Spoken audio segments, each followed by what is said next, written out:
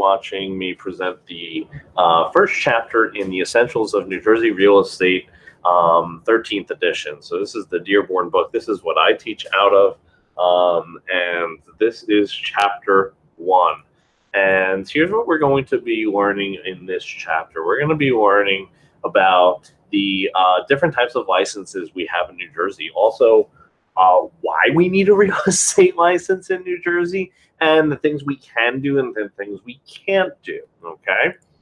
So the first thing that I think we need to talk about is who must be licensed, okay?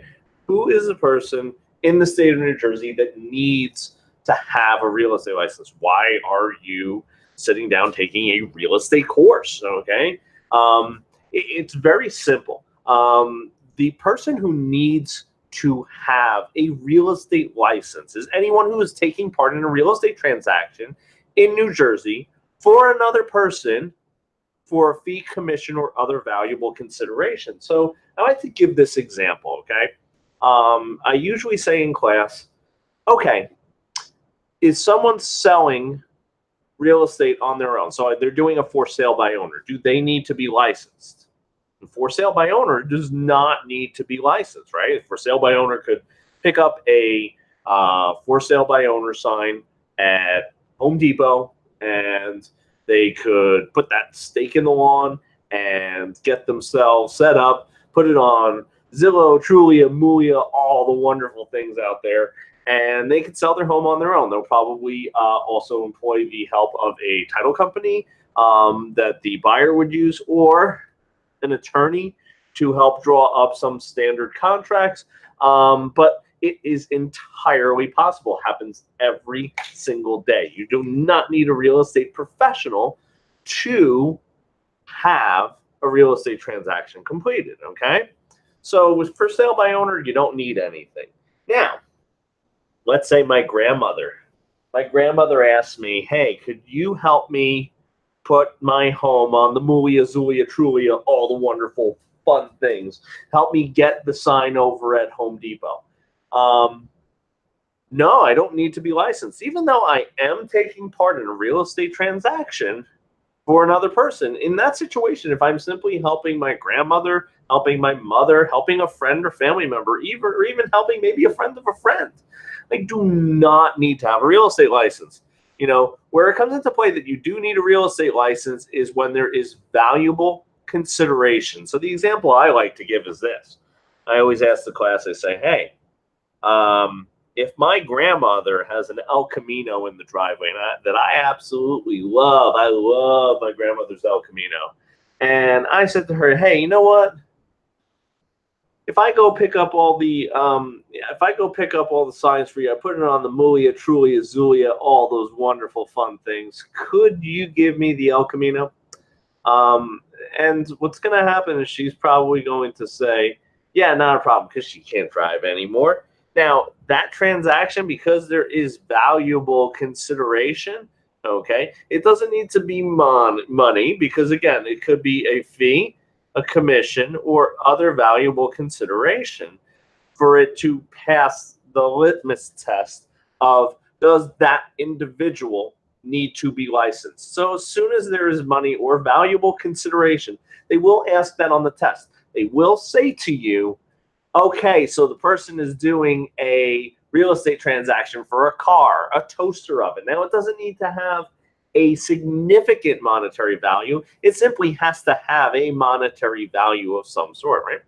So that is a person that needs to be licensed in the state of New Jersey as a real estate salesperson or a broker salesperson. And we're going to go over those license types in a little bit. Now, the licenses are governed by the Real Estate License Act, which is known as Title 45, Chapter 15. And the rules and regulations are set up by the governing body, which is called the New Jersey Real Estate Commission. So I talk a little bit about the Real Estate Commission. I'm going to get more in depth about the Real Estate Commission in a little bit. But the Real Estate Commission is a department of the New Jersey Department of Banking and Insurance. So the Real Estate Commission is set up as a separate branch of the New Jersey Department of Banking and Insurance. So that's something that you want to keep in mind, okay?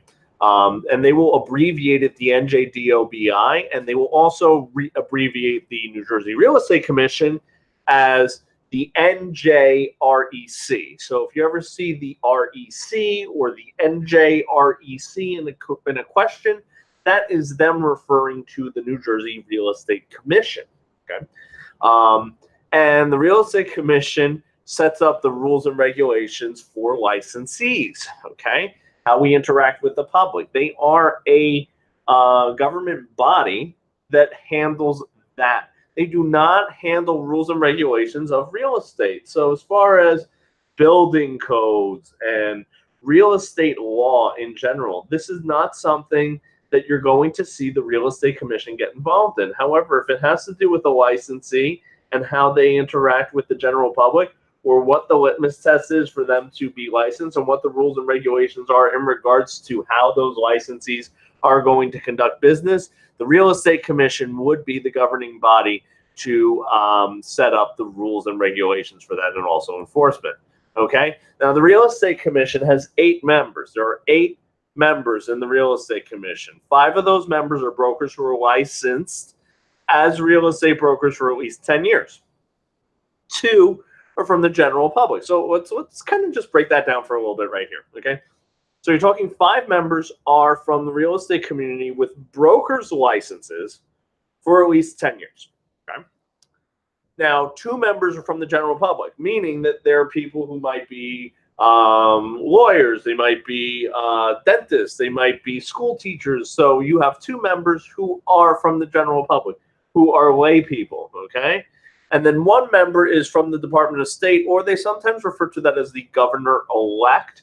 Now, it's important to note that the 7 seats right here, the first 7 seats, the 5 members who are real estate brokers for 10 years or more, and the 2 from the general public, okay, those 7 seats sit for 3-year terms. The 1 member from the Department of the State or the governor-elect will sit at the pleasure of the governor, okay? So they have no term limit, okay? There is no set term limit. And every single member of the Real Estate Commission, so this is the tricky one too, because we do have a government seat on there, or a governor's seat on there.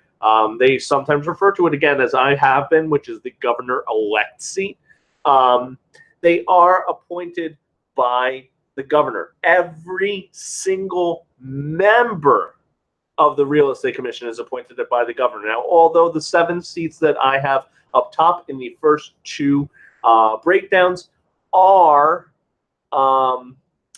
do have the 3-year terms, excuse me, they can be let go for any such reason that the governor feels is valid, because they sit at the pleasure of the governor, okay? Now, there are 4 license types that we currently have in the state of New Jersey.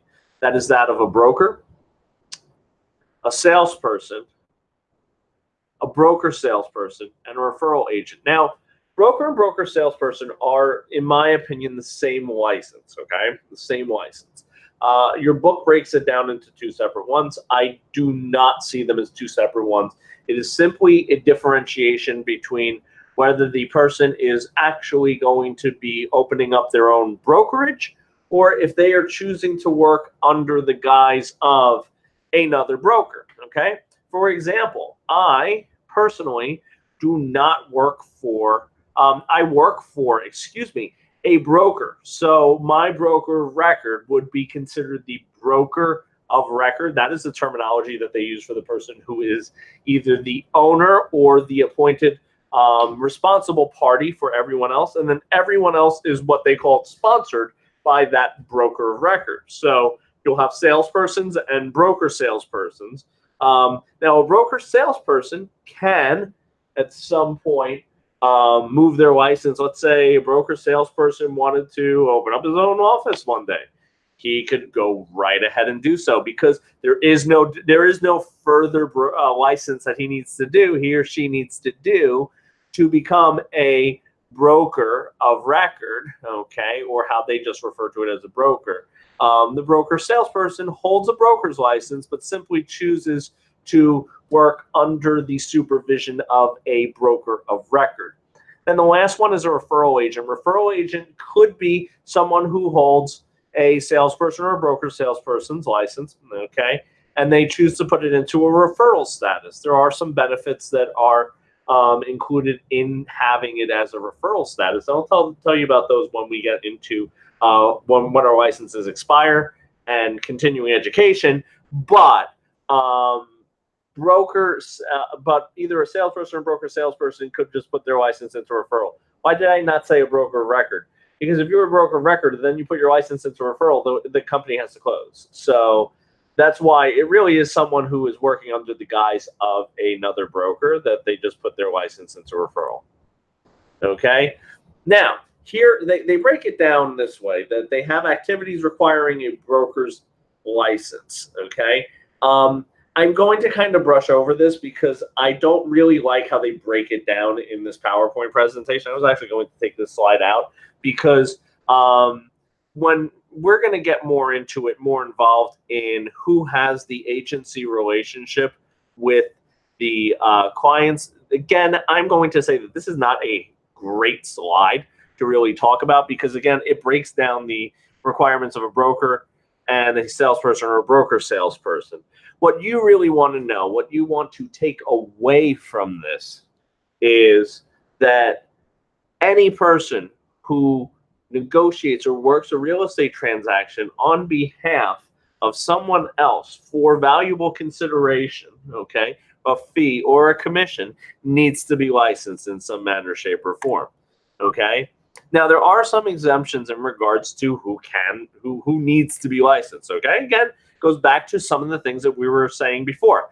Owners handling their own property, for sale by owners. For sale by owners do not need to have a real estate license. Attorneys, executors, trustees, receivers, administrators, legal guardians, and others handling real estates under the order of a court or government body. They do not need to have a real estate license because a guardian or an executor, a trustee, things of that nature, they are handling it on behalf of someone. There might be compensation involved, but they are doing it under the order of a court or some sort of injunction, something like that. So there is a legal precedence that has been set in regards to why they're handling the real estate for that other person. Banks and trust companies and insurance companies. So if they ever had, we'll get into it when we talk about foreclosures and how mortgages work when banks actually take back ownership of assets that they have, okay? Because that's really when they're going to be handling their own thing, and they're kind of more so working as like a for sale by owner at that point, if they're a bank or a trust company or an insurance company. So payment for service. You must, in order to collect a commission, be licensed, because obviously that's a litmus test as to why you need to be licensed, okay? You also may not share your commission with unlicensed associates, unlicensed referral agents. Now, you can have someone who is working for you in an administrative capacity. That's fine. There are people who do that all the time. But you cannot share a commission, like you cannot give a percentage of that commission to a person who is not associated with a license. Okay, they need to have a license. So there's funny, dicey ways that people get around things, but they need to have a real estate license in order to be compensated from the commission. Okay, from the direct sale bonus, something like that, of that nature. But like I said, if you have an hourly admin and you're paying her when you get a commission, you know, that's something that yeah, you're paying them for administrative services, which is different from a real estate transaction, if that makes sense. Okay, and again, what I want you to do is, as you're going through this, write down some of the questions that you might have. Okay, write down some of the things that you might have issues with, concerns, stuff like that.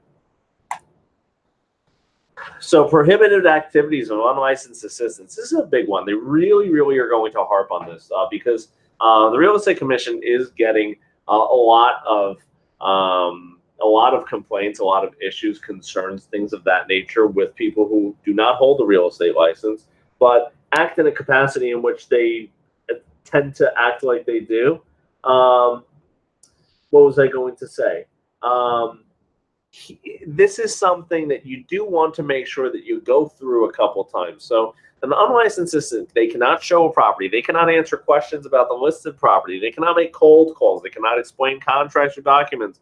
They cannot make telephone calls for rent collection. Now, let me talk about the answer questions about listed properties, because this is something that is probably the biggest issue concern that is so easy to fall into a pitfall about. So, let's say someone pulls up to a street sign, okay, 123 Main Street. They call up the number on the sign. An unlicensed assistant answers the phone, okay? They say, "Hi, thank you for calling Weicker Realtors. This is, Sally speaking. How can I help you?" And they say, "Sally, we're at 123 Main Street. It's a blue house. I want to know how many bathrooms there are." Factual stuff. Factual stuff. This is stuff that easily you can look at the sheet and go, there are 2 bathrooms, okay? They cannot do that, even if it's factual, and here's why. Because they're concerned that answering one simple question might lead you down a path where you will answer other questions that might lead you to a more difficult, a different kind of answer. So it's something that they don't let you answer questions about the real estate, okay, that has been listed. So that's something that you definitely don't want to do, okay? You want to make sure that if you have an unlicensed assistant, they're not answering any questions. They're simply taking down the name and number and saying a licensee will call you back. They cannot hold open houses, promotional booths, okay, promotional booths. So unlicensed assistants cannot be at, like, we have a triple play convention, which is our realtors convention at the end of the year. You can't be there. They cannot attend the home inspection. Okay, they cannot distribute promotional materials. Okay, allowable activities for unlicensed assistants. So this is, listen, this is a dichotomy. This is a difference between that was what we were just looking at was not allowed. This is allowed. They can answer calls, forward calls. They could process, submit listing changes to the MLS. Okay, depending on the MLS rules, actually, that's the technical thing. But according to the law, they can do that. They can place signs on the property, pick up keys, deliver documents. They can deliver documents. They cannot enter into a conversation about the documents. They can schedule appointments for showings. They can set up files, track and secure documents. Certain activities under the direction of a licensee. That's a very vague sentence. Do not take that for granted on there. That is not something that I would say remember. That's a bad sentence. That's very vague. They can keep records of deposit earnest money, security deposits, and rent. They can keep records of deposit earnest money and rent. So they repeated that twice. Great job editing. Follow up on loan applications, and they can compute commission checks. Okay, so that is what a unlicensed assistant can do. So now what we want to do is we want to kind of get into the qualifications for a licensure of a salesperson. Okay, now there's a couple things on here that we want to make sure that we're aware of. So salesperson's license, okay, which is the very first license that you're going to be going for, is you must be 18 years of older. You have to have a GED or a high school diploma.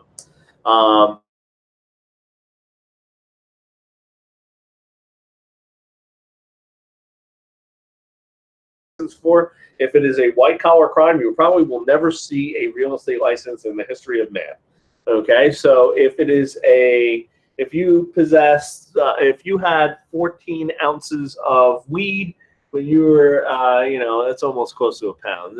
If you had a couple ounces of weed on you, and you had run-in with the law when you're, like your teenagers, burglary, things like that, those probably will not prohibit you from getting a license, but I do strongly suggest that if you are taking a class right now, that what you do is you reach out to that individual who you are taking the class with, and you discuss what your next steps are, and say, hey, could we contact the real estate commission to make sure that that I could sit for the exam. Now, the other thing is that you have to disclose your social security number for whatchamacallit, for child support. Also, you must provide documentation of citizenship or legal residence. You need to be a legal resident of the United States, not a citizen, not a citizen. Okay? You must pass the state examination, have a 75-hour pre-licensure course, and be sponsored by a licensed broker. So when you pass everything and everything's good, you do everything, you then need to go to a broker of record who will hold your license and take responsibility for all the fun things that you're going to do in your real estate career. Okay.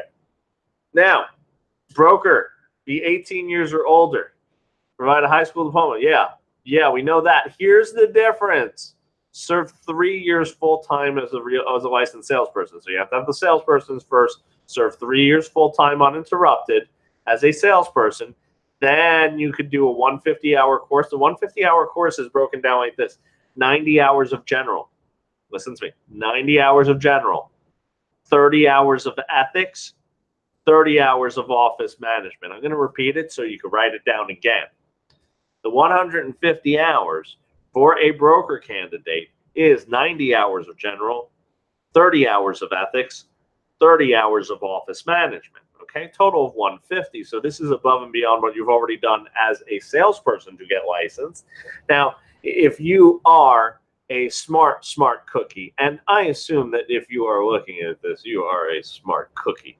You're probably saying, Stu, this does not add up. If I have to be 18 years or older as a salesperson, and then I have to serve 3 years full-time as a licensed salesperson, then shouldn't that be 21 or older? Yeah, that's interesting, and we're getting to that. So experience requirement, okay, the 3 years full-time, for brokers or broker salesperson's license can be waived for an honorably discharged war veteran with a service-connected wound or disability. So if you go overseas, you get a war-connected wound or disability, you could come right back, you could take, now here's the thing, they do not waive the requirement of you being a salesperson, okay? They do not waive the requirement of you passing the exam or taking the classes. They are only waiving the experience portion. So a lot of people who are veterans, and they do this when they're older in their life, do go through the salesperson's course and then immediately thereafter go through the broker's course and get a broker's license, okay? Also, license fees are waived, okay? Now, here's the exceptions for the education requirements. You really don't need to know this, okay? Now, why licenses and criminal convictions? Don't need to know this either. You just need to know that you need to have good moral character, okay? Like I said, I'll let you look at this to make you feel better. But this is something that I'm going to click right through because you don't need to know that either, okay? Additional licensing issues, okay? Now, here's the interesting thing, and this is what you're going to hear me say too. If there are big words for anything, if there are big words, okay? If there are big words, they're going to use the biggest of the words, okay? One of them is if you are a resident of another state. So we do border several states, okay? In our borders of Pennsylvania and New York, what happens is non-residents typically do get licenses in the state of New Jersey. But what they must do is file what is called an irrevocable consent to be sued in the state of New Jersey. So what an irrevocable consent to be sued is basically saying you agree to be sued in the state of New Jersey. So like if you have a residence in Florida, okay, and you are sued in New Jersey, you are agreeing to be sued in the state of New Jersey, not say, hey, look, I'm a resident of Florida. I'm not going to show up for court in New Jersey. If you are licensed here, you must file an irrevocable consent to be sued here. Okay. Licensing procedure. So this is kind of like a much finer point for the salesperson. 75 hours course, a general course you have to take, and then you have to pass the state exam. Okay. Yeah, I'm not even going to go through the license exam. You'll get all that information from PSI at another point. Passing is 70. Okay. And as soon as your name is posted to the state, you can begin working, okay? Now, license renewal. Licenses renew every July 1st in the odd numbered years. So we're coming up on 2019.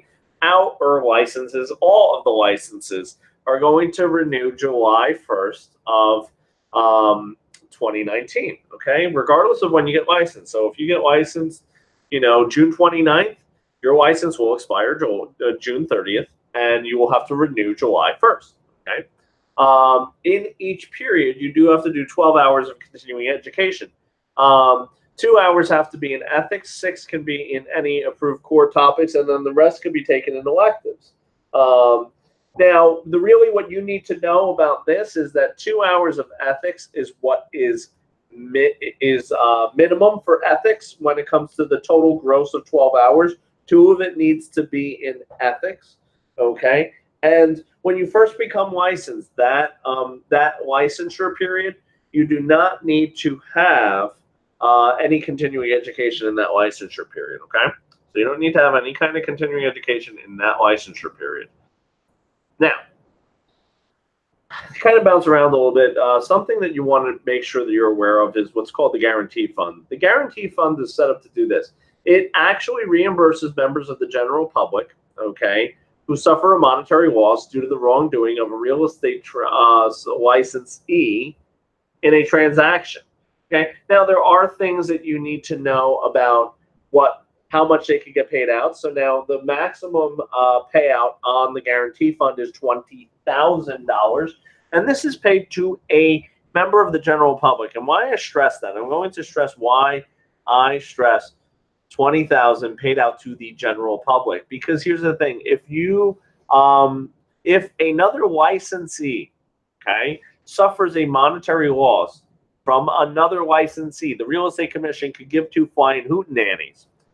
The Real Estate Commission is a consumer advocacy group. They are not set up to protect the professional interests of the licensees. There is another group that's set up to do that. You might have heard of them, the National Association of Realtors. Okay. National Association of Realtors is a trade organization where we basically police ourselves, okay, in regards to commission disputes, ethics, okay? We hold ourselves up to ethics. So this is a funny thing. A lot of people think, oh, I'm getting my real estate license, I'm automatically going to be a realtor. You are not going to automatically be a realtor. You are going to be a licensed salesperson, okay, a licensed broker salesperson in real estate, but you are not going to be a realtor until you join the trade organization of the National Association of Realtors and your local boards, okay? And when you do, you agree to binding arbitration, things of that nature. What you really want to do is let's dial this back down a little bit and talk about, so what do you want to take out of this? Ready? We're kind of reinforcing that the Real Estate Commission is strictly a public-facing entity that's going to govern the interactions between licensees and the general public, right? Okay. So if two licensees have a problem with one another, they're probably not going to do anything. They might ask for actually a documentation of what happened, okay? But you'll probably go into mediation or arbitration in the Board of Realtors. And they will dish out, what the judgments are, because you agree to that when you join the trade organization. You agree to binding arbitration and mediation, okay? So whatever it is, it's binding to you, okay? Whatever the decisions are that come out of that. And that's how we kind of police ourselves so that we don't clog up the court system with agents and commission disputes, right? So we're going to go back to the Guarantee Fund. So again, this is set up so that it can provide money up to $20,000, okay? And the way it's funded is this. Each salesperson, once they become initially licensed, contributes $10. Each broker, when they initially become licensed, okay, pays $20. And this is at initial license, so this isn't at renewal, so the money doesn't just get bigger and bigger and bigger. It's the money that's in there is the money that's in there, and then they keep a cap on it so that they're not paying out exorbitant amounts. And that's the Guarantee Fund for you. Okay, you want to know. So here's a couple things you want to know. This is for payments out of the to the general public for wrongdoing of a real estate transaction by a licensee. Okay, When you become a salesperson, you pay $10 into it. When you become a broker, you pay $20 into it. Okay. Reimbursed methods to the public. This is, again, kind of going deeper into the Guaranty Fund. Don't need to. Skip this slide. Slide's boring. Interstate real estate property. Yeah, so we're going to talk about, there's one regulation that they talk about that is going to be something that they love questioning you on this. And it has to do with the Real Estate Sales Full Disclosure Act. The Real Estate Sales Full Disclosure Act says that if you have out-of-state properties being offered in New Jersey or some in-state subdivided lands, you have to register with the Bureau of Subdivided Land Sales. Okay? If you have a property for sale that is registered with the Bureau of Subdivided Land Sales, someone has 7 calendar days to cancel the contract. 7 calendar days. So let's talk about this again. Let's kind of dial this back and talk about what is it that we're really kind of saying here. So there's a law or an act in place called the Real Estate Sales Full Disclosure Act. There are minutiae nuances in that law that you do not need to know.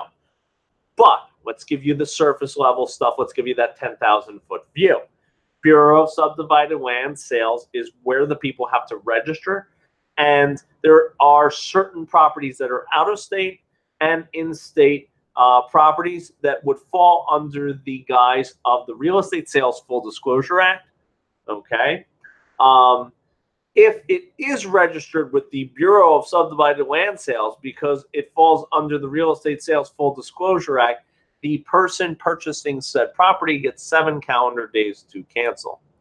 And that is Chapter 1 in a nutshell. Hope you had a fantastic time. Thank you so much.